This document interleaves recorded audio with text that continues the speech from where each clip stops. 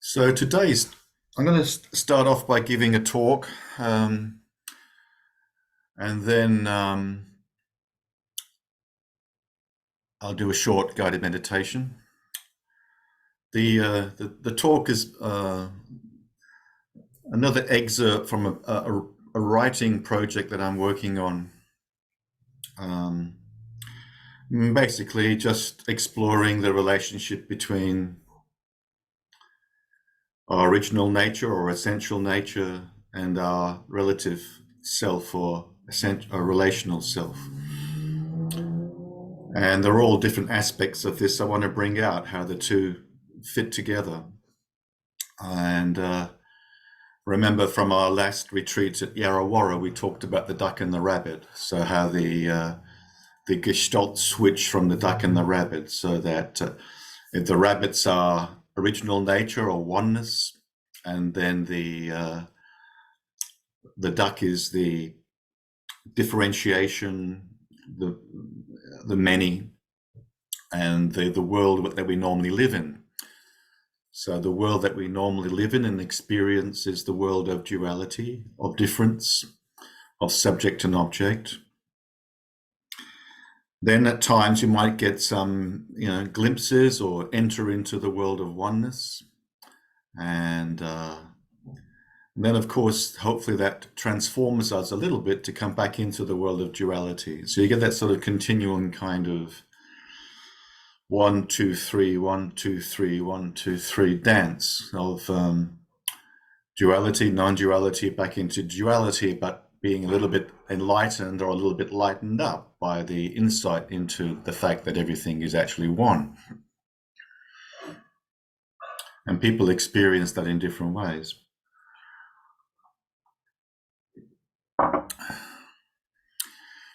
So the guided meditation will be on joyful equanimity,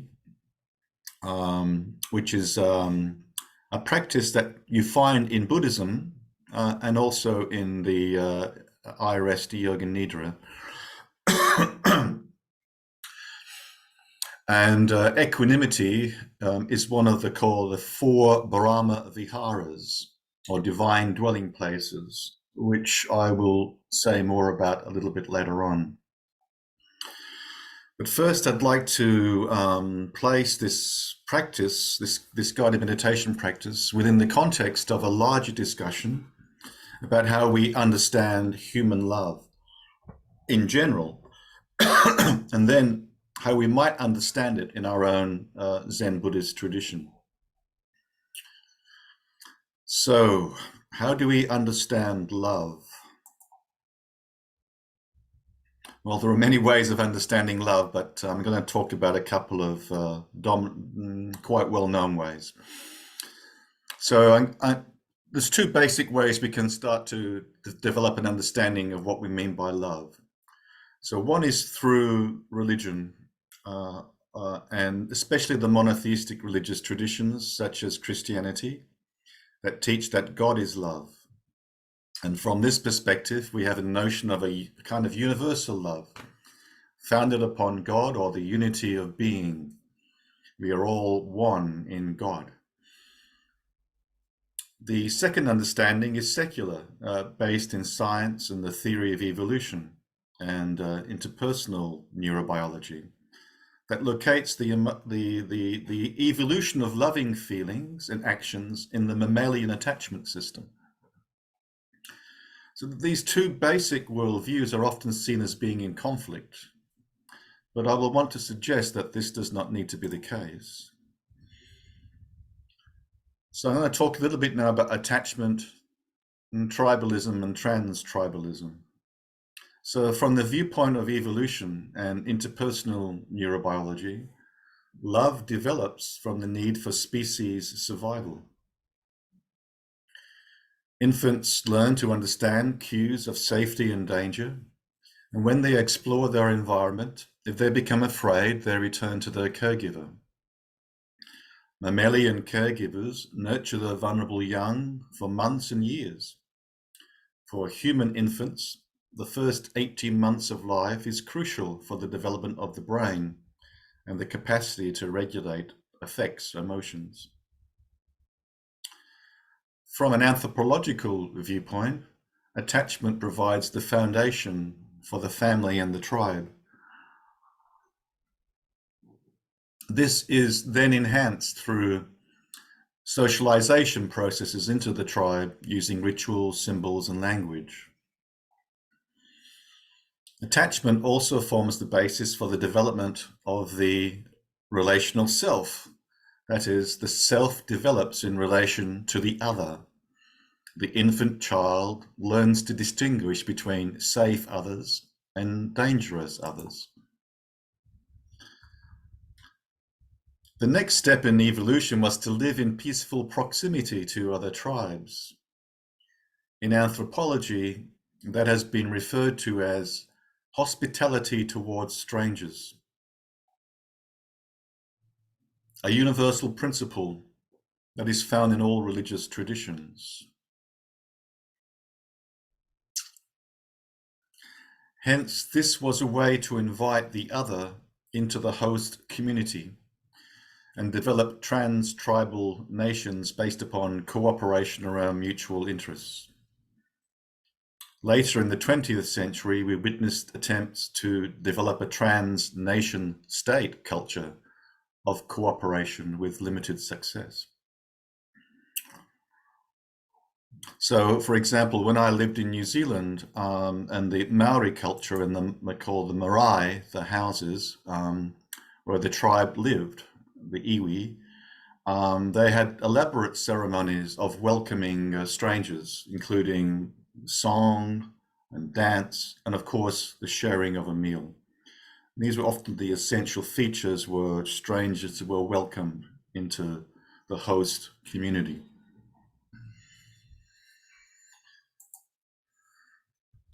So both children and adults experience the emotions of separation anxiety, grief, and the joy of reunion after a long period of separation. We can also punish individuals who are seen as offending against the tribe through ostracism. And dangerous individuals are still today ostracized from our community by confinement in prisons. Attachment-based love can also quickly change into attachment-based rage when unwanted separation occurs or when children are simply emotionally neglected. Therefore, attachment-based love is sometimes an unreliable source of constancy. Love can die, to quote a phrase. And this contrasts with these notions of universal kind of religious or spiritual love, which is constant. In many traditions, the source of religious spiritual love is understood to be God, a divine being, or simply universal consciousness itself. So what does Buddhism have to offer us? So from our ordinary mind perspective, we could talk about a kind of transformation from self-centered love to life-centered love. I want to suggest that Buddhism is concerned with the cultivation of love and happiness, both from the perspective of what I am calling attachment-based love, which you could call the progressive path or the growing up path, and from the perspective of waking up to our original nature. We could describe love and happiness as the ultimate medicine. The experiencing of joy and happiness has very beneficial effects on our body-mind system. Zen Buddhist teachers such as Henry Shukman are now using the words original love as a synonym for what is called in Zen our original nature, which is self-luminous, that is self-aware, boundless and timeless. I would suggest that contemporary Zen, which is primarily practiced by people in their everyday lives, is aware of the pitfalls of attachment-based love and therefore frames both parenting and intimate relationships, and of course Sangha, friendship, as opportunities for genuine spiritual growth. that has the possibility to transform what we might call self-centered love towards life-centered love. As with the relational self, which borrows its unbroken continuity from our original nature, attachment-based love is ultimately grounded also in this original or universal love, but is experienced as attachment to the unique and particular person I am bonded with. In the spiritual traditions that inform our practice, to recognize our original nature to be timeless, unconditional, loving awareness does not mean that we will no longer experience attachment-based love. There is no requirement for celibacy in order to dwell in our original nature of unconditional love. A love which is always present, which does not come and go. On the other hand, attachment-based love or conditional love arises between family members, intimate partners, and close friends. Conditional love means exactly that. We love what is particular and unique to that person. Now, conditional attachment-based love can grow and deepen, and indeed, human beings can sacrifice their own lives for their loved ones. This kind of attachment-based love can bring out the best and sometimes the worst in people. For many of us, adult attachment relationships are in the majority of cases premised upon exclusivity. However, attachment-based love can also change into hate. The person whom we fell in love with and married turns out to be someone quite different from when we started living with them, and ultimately, I lose my respect, and finally I end up hating that person and separating from them. Contemporary Zen Buddhism, such as our ordinary mind school, invites us to practice with our relationships as being the path itself. The recognition of our original nature as unconditional love can work to complement and deepen our experience of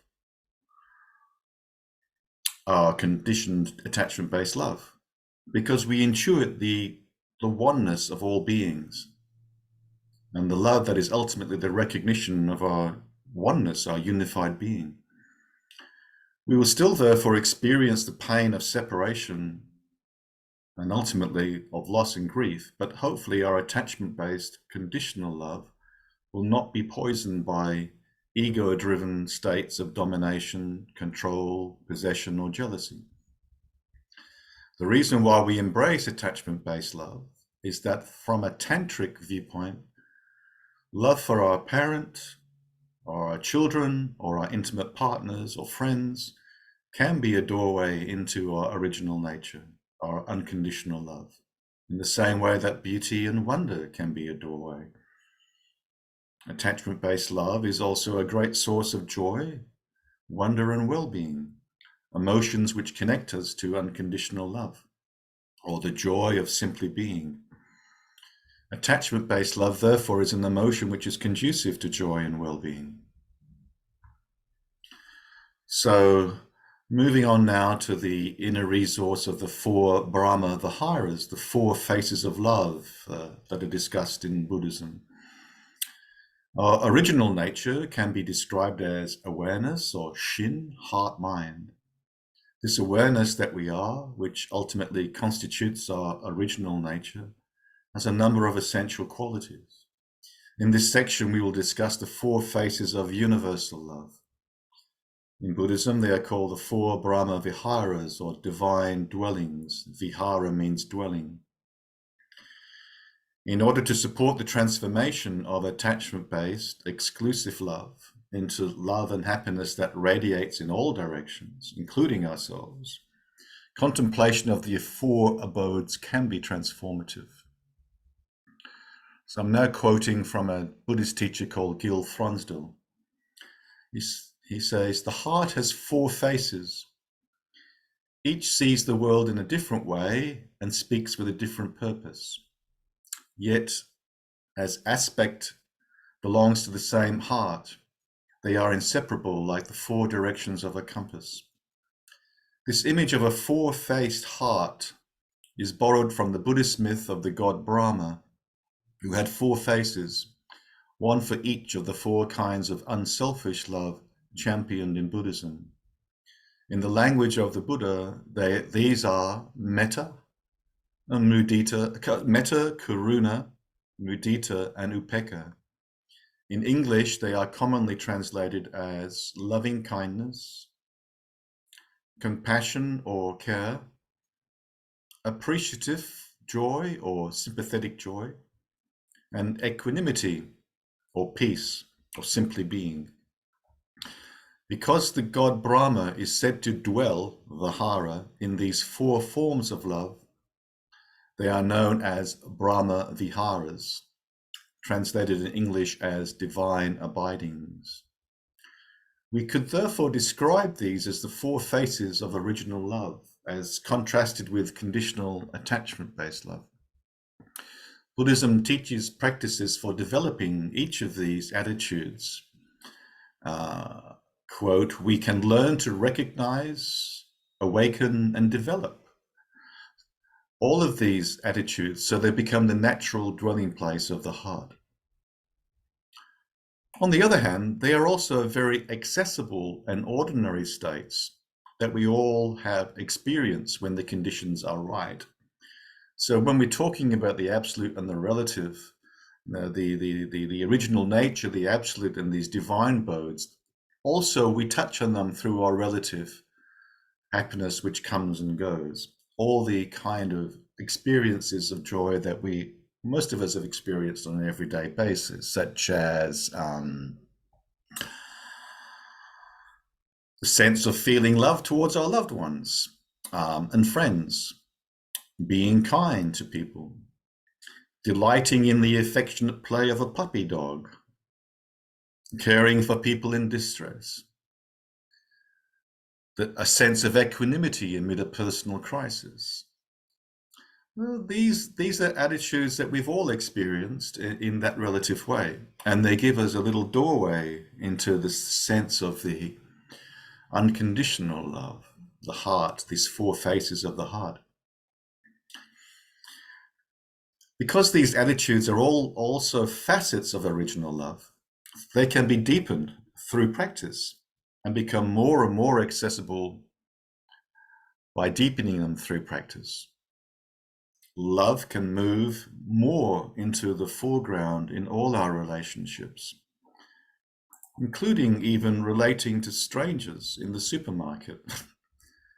With practice, we can even maintain these attitudes towards people who have let us down or even mistreated us, someone we care about, which is a key departure from conditional attachment-based love and tribalism. The presence of these attitudes is deeply contributing to healing and a deep sense of relaxation and well-being. Each attitude is an appropriate response to a different situation. They can guide our practice in our everyday lives. We can feel open and trusting towards others in social situations, extending a hand of friendship. When someone is suffering, we can bring compassion and care. We can express that in different ways. It just is simply sending a bunch of flowers. When a friend is happy, we can share in and participate and appreciate their happiness. And if neither of those are appropriate, we can bring a sense of equanimity to the situations, a sense of radical acceptance of the other person or ourselves or the situation we find ourselves in.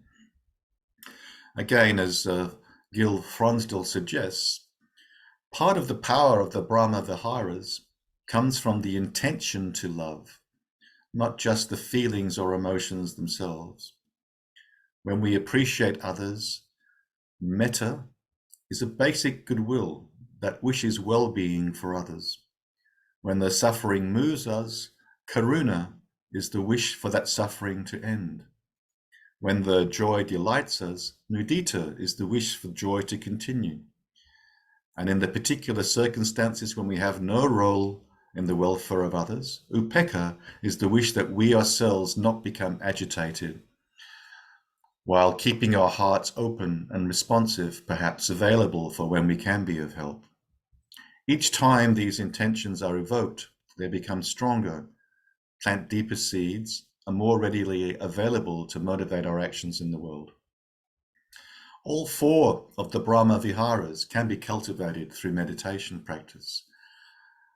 The loving kindness meditation practice is the most well known, but each of the attitudes can be contemplated in meditation.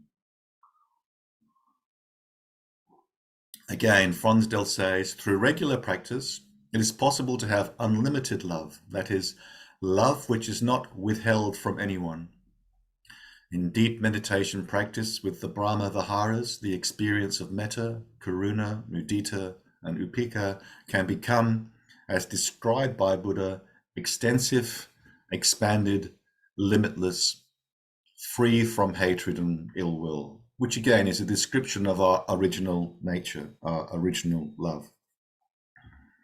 When they radiate outward in all directions of the compass without limit, the four Brahma Viharas are called the four immeasurables. It is phenomenally transformative to be absorbed in the radiance of any of these four. Fonsdal concludes that outside of meditation, the Brahma Viharas also grow as we begin to recognize and cultivate them in our ordinary life.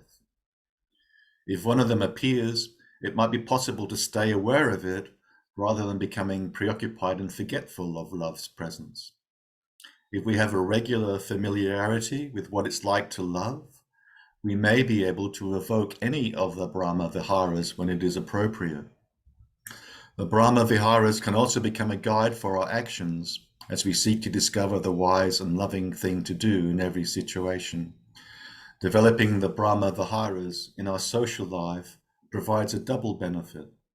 We benefit from the inner goodness they bring us, and those who are the recipients of our love benefit as well. So it has that reciprocity, it works in both directions. The giver is always already receiving, and the receiver is already giving. Okay, so that's an introduction to the Buddhist teachings of the Brahma Viharas. Are there any? I'll pause for a few minutes to see if there are any questions or comments about that, and then I'll move to the guided meditation, a short guided meditation.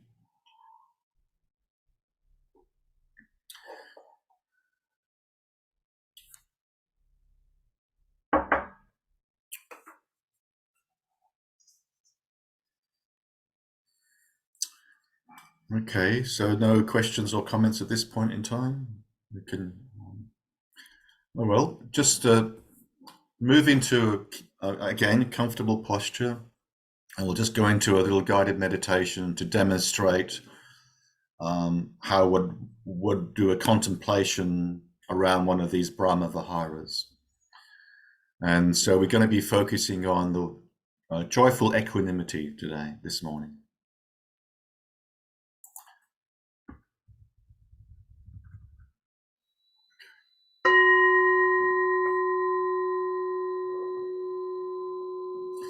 So settling into your posture,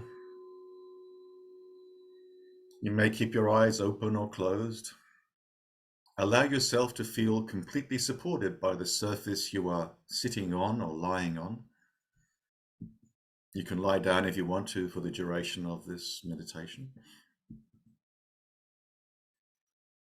Releasing tension on the jaw, shoulders, any other area of the body which feels tight.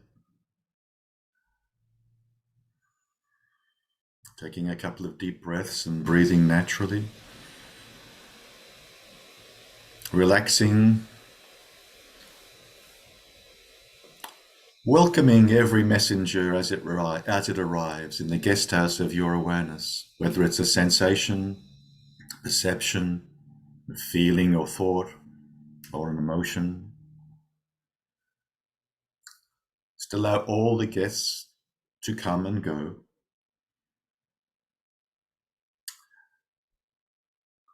Allow your senses to be alive to the environment, sounds, the air in the room, sense of warmth or coolness.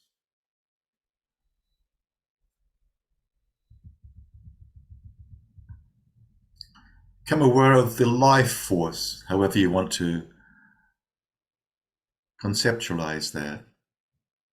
Life living us, Mother Nature, life as it is, the only teacher. Life is what we are. There is no boundary between you and life itself. Life is breathing you right now. Our practice is nothing more than ongoing awareness of this identity of ourselves with life itself. Life reminds us of the simple truth, moment after moment. Non-separation, the feeling of life living you.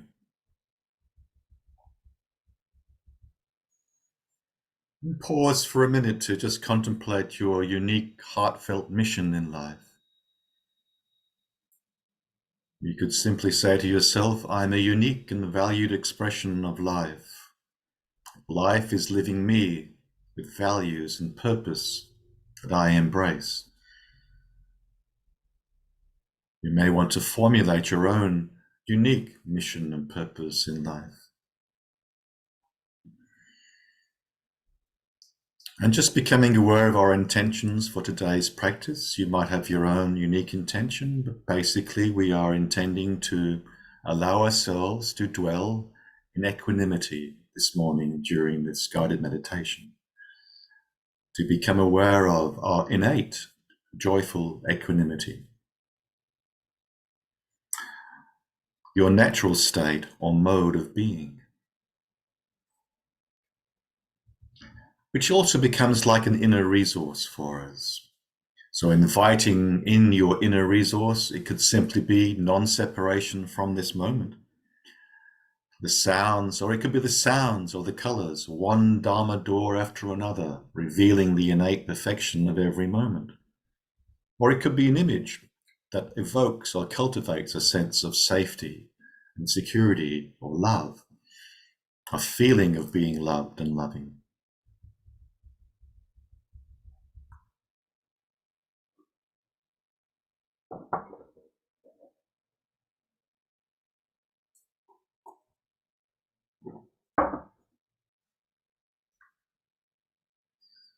Just returning to the awareness of body sensations.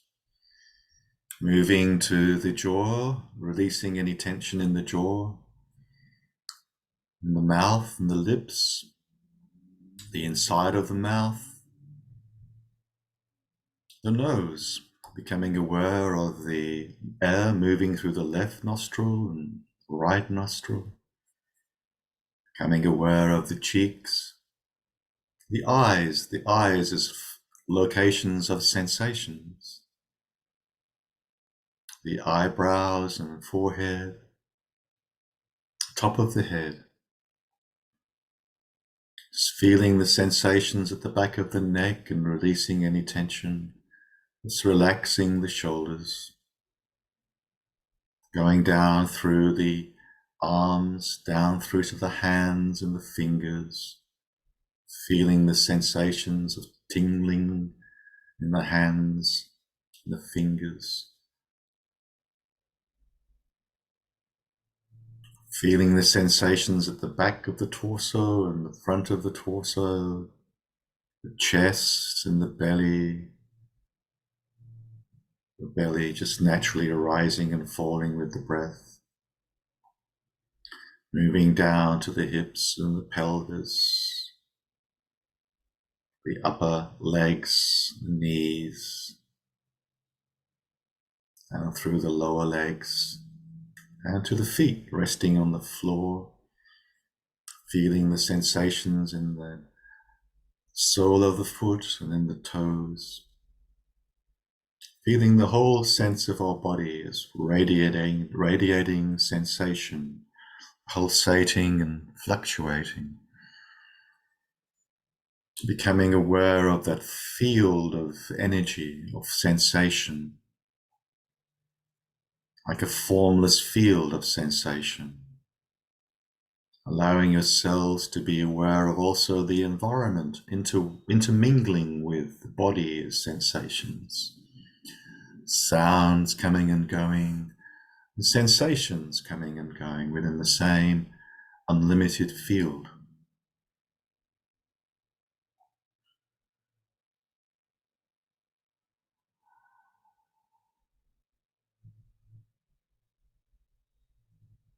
Just resting on the breath for a few of the breaths, just following the in-breath and the out-breath,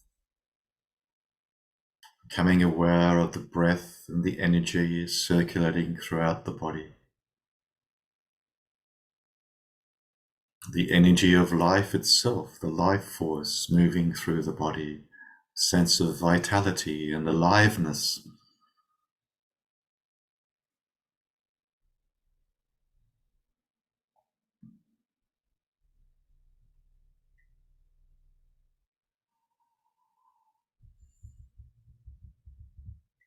Now moving into the felt sense of joyful equanimity. How our sense of relative stillness and silence gently allows us to continue to drop deeper and deeper into this unlimited pool of being that we are. Dropping deeper and deeper into this moment, this being here now, this beautiful silence and stillness.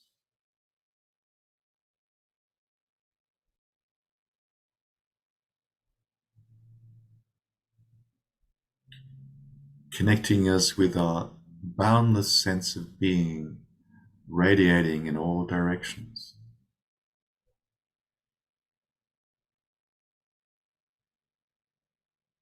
Relaxing and letting go of all tension with this felt sense of joy on the in-breath and the out-breath. The joy of simply appreciating and being alive. The wonder of being alive, sharing this moment with each other.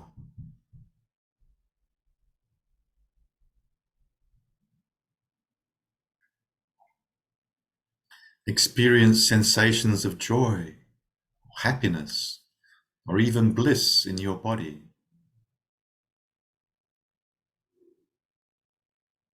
If it's helpful, you can recall a memory or image of a particular event or animal or someone in your life who you love or who loves you, that invites this felt sense of joy into your body.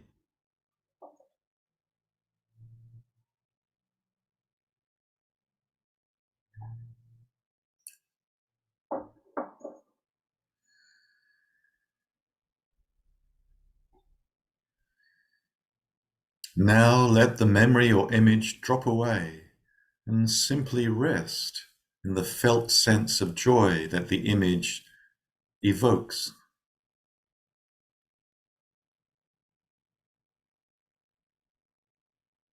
The images will come and go, but the felt sense of joy remains.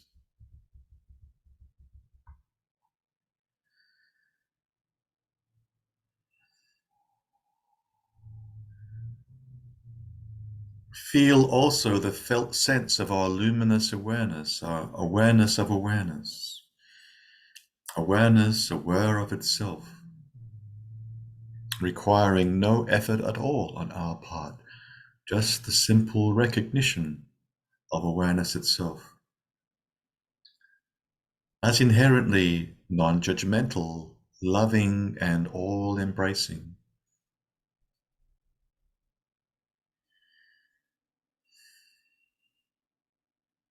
Awareness itself, holding and embracing your body and mind as a mother holds an infant with tender care.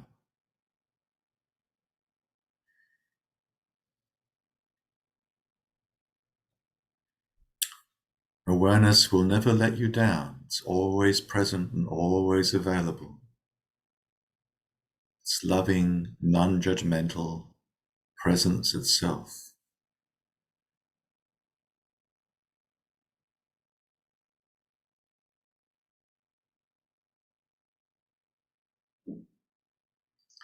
experiencing sensations of joy or happiness expanding throughout your entire body.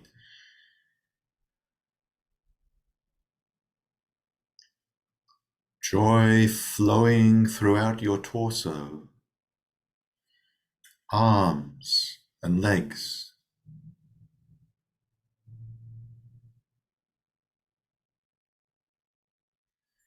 Your entire body alive with the felt sense of joy, appreciating the joy of simply being.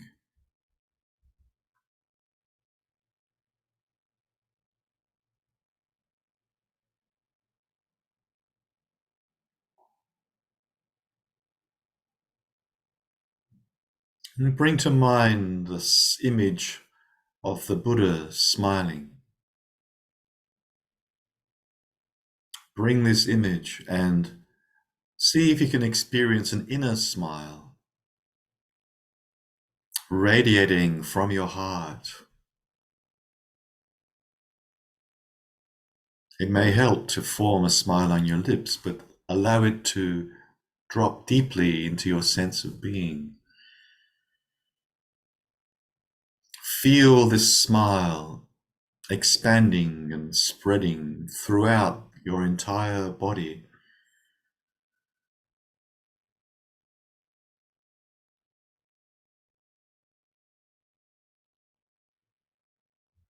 As the heart opens and the belly relaxes, and we let go and surrender.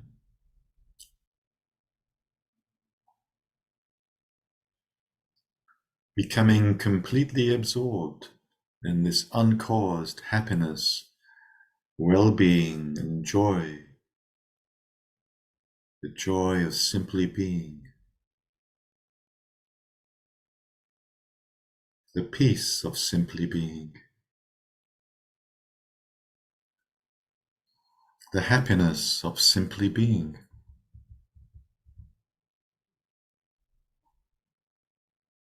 Notice how all that we are experiencing, all the different sounds, the sensations, if we open our eyes, the colors and shapes, can all take on this beautiful, shimmering, radiating dance of joy and well-being.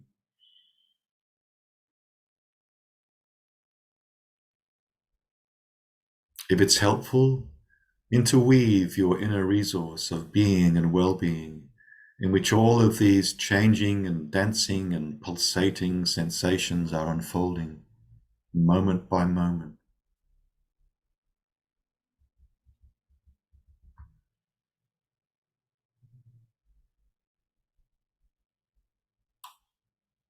Notice how joy is unfolding in awareness. Feel your sense of separateness dissolving into being spacious and unchanging awareness, in which the feeling of joy is present.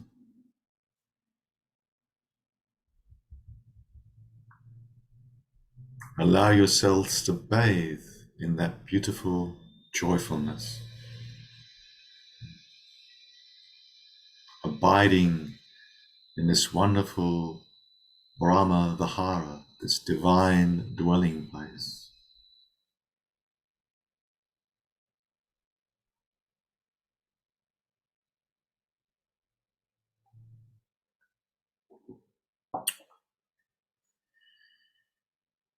Now opening your eyes, returning and reminding yourself of your mission and intention.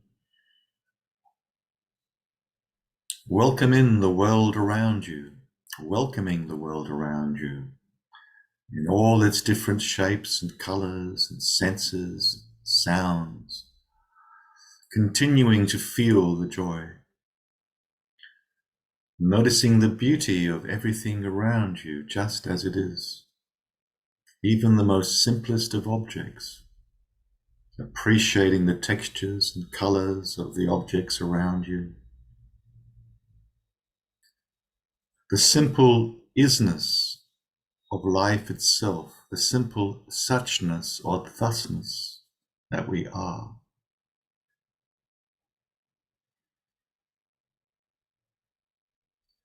finishing with a reflection of gratitude on our capacity to experience joy, our capacity to experience safety and friendship, spiritual friendship. Let us send our sense of joy and well-being and love to people in other parts of the world who are currently suffering from humanity's violence. May their hearts be opened and healed. May we continue to bring the sense of peace and joy and love into our own everyday lives, to share with our family, friends, and community. May you be well. May you be happy. May you be at ease.